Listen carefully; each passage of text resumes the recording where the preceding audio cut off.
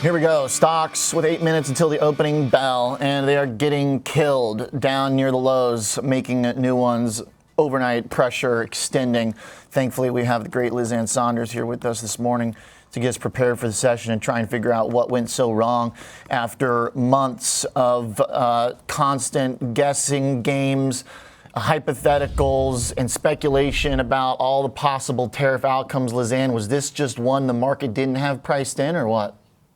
I think it didn't have the extremes priced in. Even in the lead into the announcement yesterday, there was a lot of, base case, best case, worst case scenarios trotted out there. And I think for the most part, this exceeded most of those worst case scenarios. So I think a base case of what was expected was probably built into markets given the 10% correction, but obviously not what we got.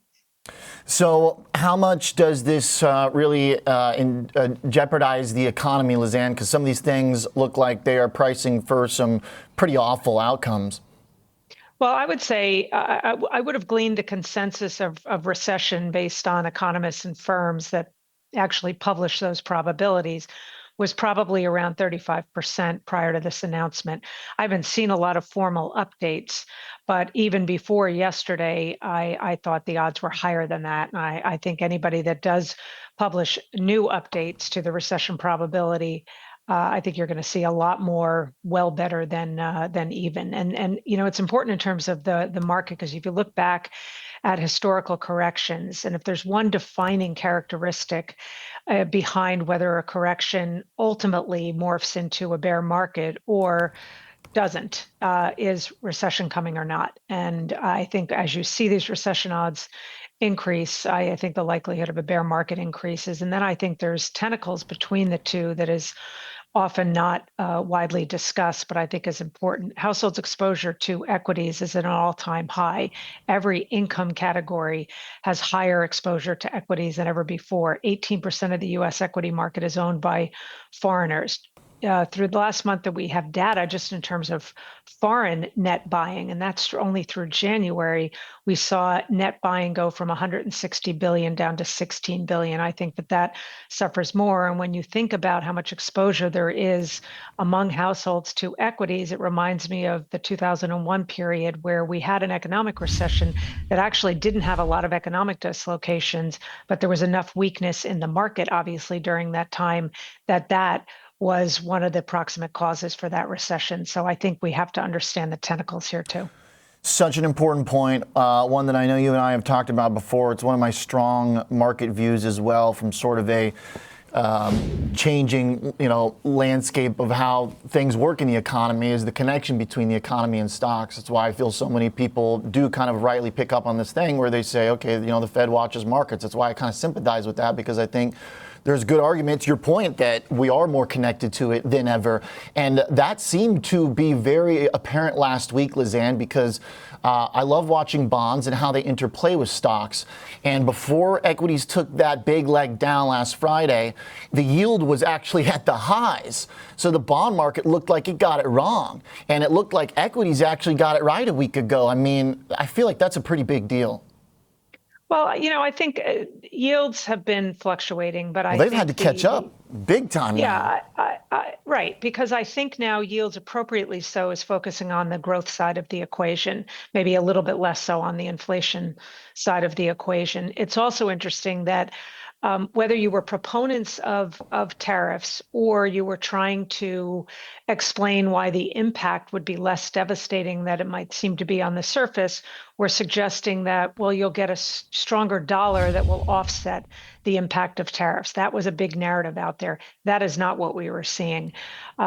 We also, for all the angst about trade deficits as an inherently negative thing, we have to understand that the other side of a trade deficit is a capital account surplus. That means we send lots of dollars overseas via importing more than we export. Those dollars have to find a home. Those dollars have generally found a home, not just in the treasuries, but also in U.S. equities, also in direct investments into U.S. companies. So that calculus has to come into the mix too, as we now assess the impact of what was announced yesterday. I hear a lot of people who I respect on the economy saying some pretty big sweeping things about the end of U.S. exceptionalism. With the dollar move down, it seems like the only reasonable explanation I can give to that is that maybe these people are the ones that are moving the market right now and the market's going their way.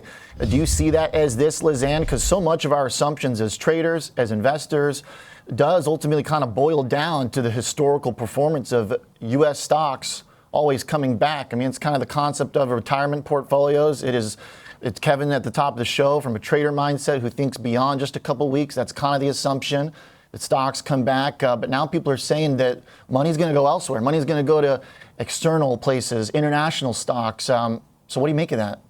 Well, that was certainly happening in advance of this with dramatic outperformance of international versus U.S. And by the way, this is not some sudden unique phenomenon that was never been experienced before. We always espouse the benefits of diversification across asset classes, inclusive of international.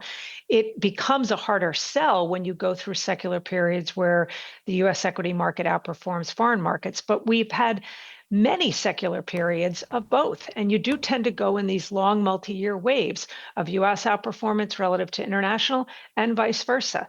And we may be in the transition to one of those, possibly either sped up by or exacerbated by some of this tariff news. But this idea that we were in some permanent state of US equity market outperformance, that suggests a lack of understanding around these long cycles in history.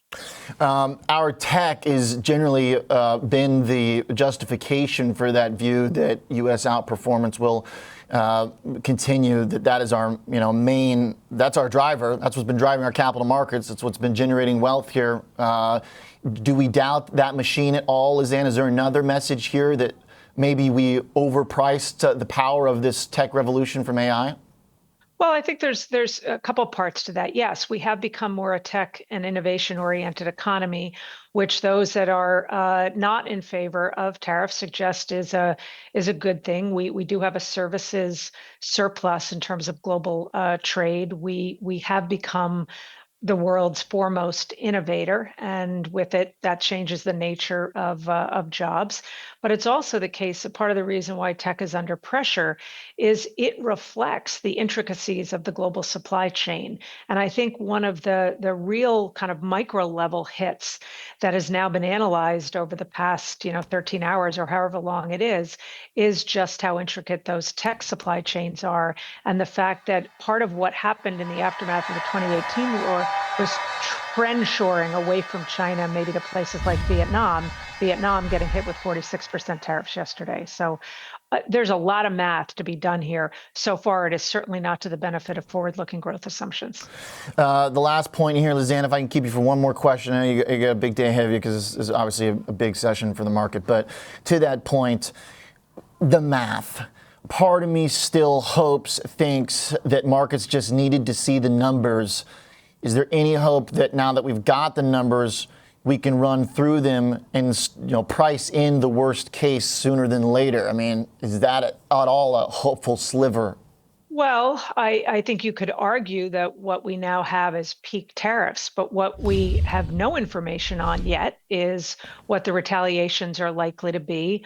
What is meant by they could potentially be negotiated down, given the somewhat simplistic math that went into deciding these tariff levels of just looking at exports relative to the trade deficit, suggests that it's a little murkier in terms of what are the concessions that could happen in short order that would allow the administration to be amenable to lowering those tariffs. Everybody's trying to figure that out right now. And then, of course, the tentacles into the U.S. economy, into the global economy.